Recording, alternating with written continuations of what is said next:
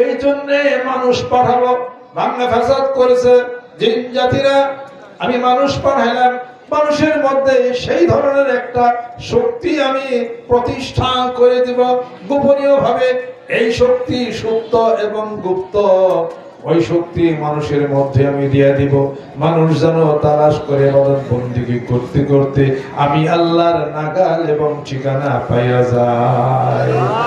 সূরা হাজাবের মধ্যে আল্লাহ পাক ঘোষণা করেন, ইন্না আরাদনাল আমানাতা আলাস সামাওয়াতি ওয়াল আরদি ওয়াল জিবাল ফাআবাইনা আন ইয়াহমিলনাহা ওয়া আশফাকনা মিনহা ওয়া হামালাহাল ইনসান।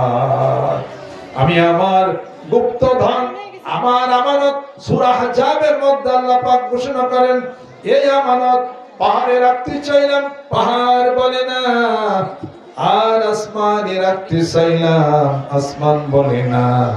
জমিনে রাখতে চাইলাম, জমিন বলে না। আমার সেই আমানত মানুষের দেহের মধ্যে আছে, মানুষ যা বহন করে চলছে।